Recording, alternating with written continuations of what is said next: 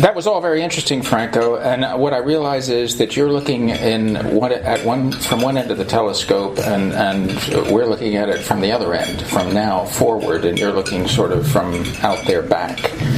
So maybe this is actually quite a good thing, because you will see that we're on to the same general story.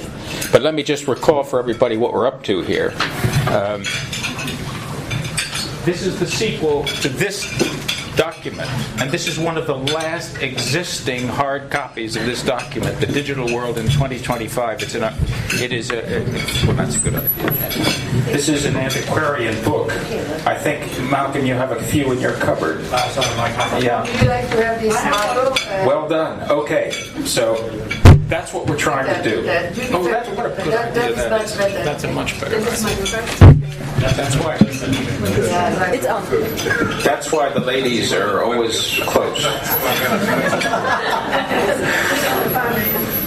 Now, to keep in mind, the purpose of this document it will explain how we're approaching it, I hope, and that is to incite legislators to become more engaged in the policy implications of where the world is actually headed. And that is our sole objective, and especially European, but not exclusively, European parliamentarians and the next parliament. Our approach is to try to tell here a coherent, concise, and compelling story. And this means boiling down an enormous amount of information and opinion. And I can tell you that between 2009, when we did this the last time, and this, that what needs to be boiled down has expanded exponentially, along with everything else. And our method, as I hope you understand, is to listen and to identify the key trends. In other words, the ideas are not original with Ajit and myself. They come from you, and they come from others who we feel are important to the story. So that's what we're trying to do. Now, in order to stay sane, last time we proposed a main paradigm which we called mass collaboration, and this was really about everybody getting online and being able to do things with each other. Okay? Where are we 5 years later? And actually we're way down the road. And why are we way down the road? Because this technology story, which is the first chapter of our book, this time as it was last time, the real technology story, we feel, is the convergence of the technologies. This is what's driving something brand new. And these technologies you're all familiar with. The computer power, the smart handsets, the networks, the smart networks, the sensor technology and software. And this has all come together in a way that now, and these tools are ubiquitous and affordable. So everybody can do this. And what are they doing? They are constantly in touch with the real world, real-time information that is most important to them, because there are feedback loops built in now to most economic and social activity, and this can only grow. So we're calling it not the knowledge society, because knowledge sort of sounds like you have to go for 4 years of university and acquire some deep understanding of something. All you have to understand in the knowing society is what you need to know. Because what condition out there beyond your walls you need to understand, or even within your walls, in order to respond in an economic or social or political way. So this is where we're trying to take the story. Now, we're sharing some ideas here. Where we really are in this is right at the beginning of the next chapter of civilization. We are really on the cusp of this.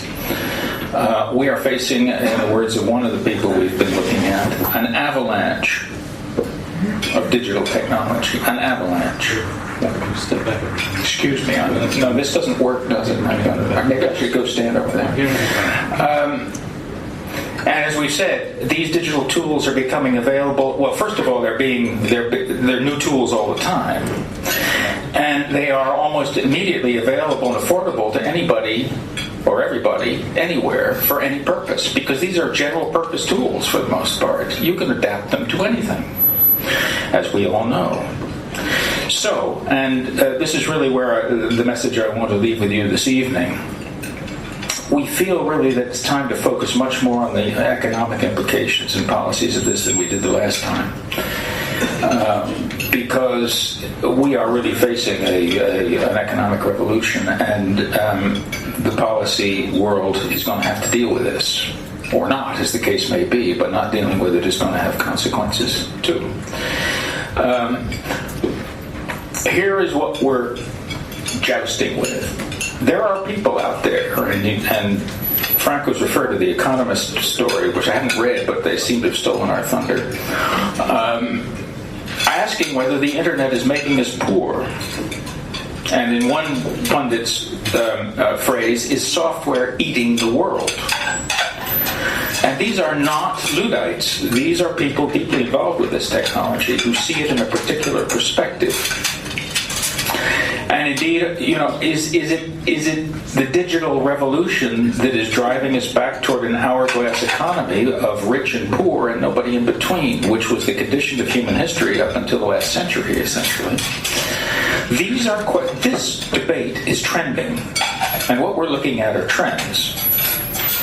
And so the political world is going to have to deal with these in this debate. Now, how are they going to do this? Well, this is where we're going to try to bring focus on trends which show the way, or show what people think is the way, because the technology is not going back, and nobody's going to stop this. So where does this lead, and what is the future of this revolution? And here, and some of you will be familiar with this school of thought, we've tried to drill down a little bit on a third industrial revolution, which is the democratization of manufacturing, because manufacturing is something like 90% of the world economy.